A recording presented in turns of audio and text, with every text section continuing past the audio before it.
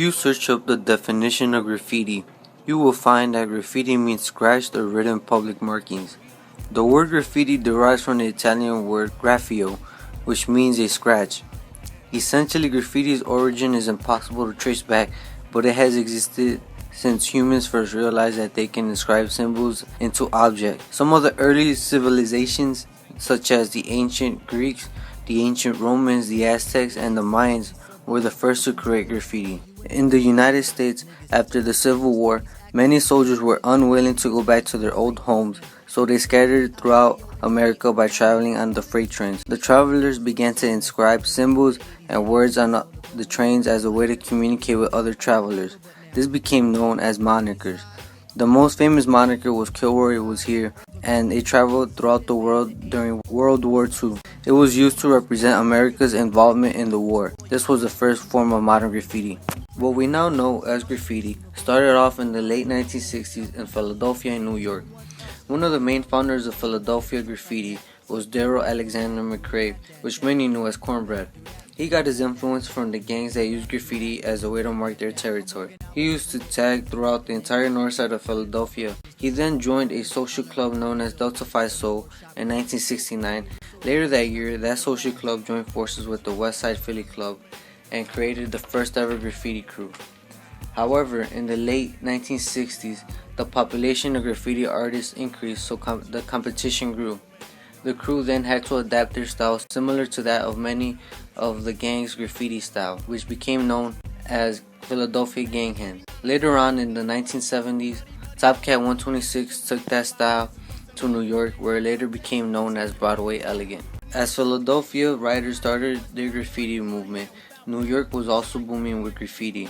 Demetrius, a founding father of the graffiti movement, began to create graffiti in 1969. He tagged Tacky 183, Tacky being his nickname and 183 being the street he lived on. He got his influence from his friends and other writers. He is known as one of the graffiti's main founders because he was the first artist to use any public wall or surface as his medium. He tagged the entire city of New York and knew no boundaries. That resulted in the media tracking down his name and eventually publishing an article in the 1971 New York Times. When the article was released, Tacky felt no choice but to leave the graffiti movement, but not before establishing himself as a graffiti legend. With the evolution of typography, soon artists began doing masterpieces, also known as pieces. These originated in 1971 in New York City's trains. During this time, there was no train in New York that wasn't filled with graffiti. However, finally in 1972, Mayor Lindsay of New York City signed an anti-graffiti bill that made it illegal to carry spray paint in public buildings or structures. The city would also encourage police to use brutal forces against the graffiti artists. Since New York is a very touristic city, many people from all over the world visited it. The visitors had a first-hand chance to witness the rise of the graffiti movement in the 60s and 70s. They eventually returned home with the idea of creating graffiti. Graffiti then spread all across the world to almost every corner. In Chicago, graffiti had a huge impact. It came along in the Windy City during the 1970s. During that time, the city was ruled by gangs. Many parents sent their kids to New York as a safe haven. There they became a part of the graffiti and returned to Chicago with it. Also, the release of the movie Star Wars in 1983 influenced Chicagoans to create graffiti. As a result, many teenagers chose to do graffiti rather than join gangs. These graffiti artists were on a mission to take over the city. They followed the steps of New York and revolved their graffiti around the transit authority. However, the police began to crack down on artists big time. They beat the artists and even used racial and brutal tactics. Many say that they took the heart out of Chicago.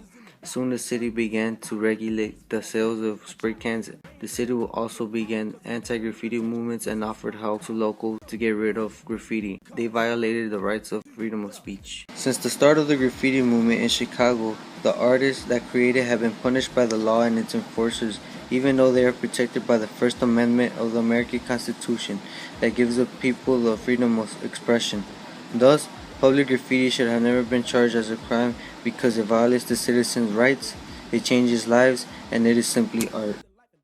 My name is Robert Valadez. I'm an artist and a mural painter. Well, I guess it's different for every artist.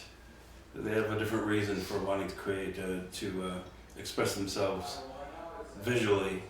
It's an extension of hip-hop culture as we understand it, which started in the 70s in the Bronx and certain areas of New York City. And it was breakdancing, the DJs, and in the poor areas. And they were making their own art, whether it be music or dancing or visual art. They were making their own stuff. And they were putting it in places where they could, because they didn't have access to art galleries or anything fancy like that. So they put it up on a wall or a train or something. And that was their canvas, that was their medium, or that was the surface that they had to use, because that's what they had.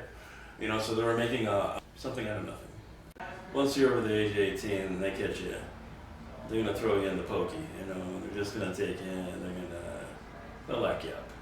Then you got a record, and then when you try to get a job, it's gonna be a problem, because it's gonna be on your permanent record and all that sort of thing. So I don't recommend it for anybody over the age of 18. My name's Kane, and I'm a graffiti artist and an art teacher. I consider myself an artist because I went to art school, so I do a lot of other art besides graffiti, but I use a lot of sort of art ideas in my graffiti too. I think so. I went to a good high school. The art that I was doing in school and learning about, I didn't really feel like it was mine to own. And then I didn't have any after school sort of interests. I wasn't into sports or anything like that. And so this thing that I could do on my own and do with my friends and have fun doing it was something that really attracted me. Yeah, I got caught a couple of times as a teenager, and it's hard because it still shows up on my record. I still haven't gotten my record expunged. So when I apply for jobs, it still comes up. Luckily, it was just community service back then. It was before they changed the laws to felonies for graffiti. Yeah, I think so. I don't think it's fair. I think it's got a real specific agenda to try to get people to really scared from doing it. And it falls in line with like larger sort of political issues of how people want the city to look a certain way. And so they really just try to scare people away from thinking that they can do that. No, I didn't think of myself as a criminal. Yeah, it's all about self-expression. Especially because graffiti, the way that we're talking about it, really comes from this lineage of hip-hop from New York. So that has a whole different history about hip-hop as expression, using art that's made in the street to sort of overcome inequalities and to overcome not having access to art programming. Graffiti has helped inspire many people from all races and ethnicities. It has brought all types of people together. For example, the only time races interacted with one another during the 60s and 70s was when teenagers were tagging and joining crews. Many of the artists use it as a way to express themselves. As a result, many artists have been successful and others not so much. Graffiti spawned a new culture and it became one of hip-hop's 4 elements. That's important because much of Chicago listens to hip-hop and it has influenced many people into becoming all different types of artists. Also, many art galleries have been devoted to just graffiti and street art throughout the world. It has revolutionized popular culture, and graffiti is a form of freedom of speech. Graffiti is art.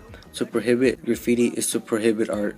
An earth without art will simply be To the job, there's a strike at the station. Me on King Kong, standing on my back, can't stop to turn around. Broke my sacroiliac, a mid-range migraine, cancer membrane. Sometimes I think I'm going insane. I swear I might hijack a plane. Don't push me, call, I'm close to the edge. I'm trying not to lose my head.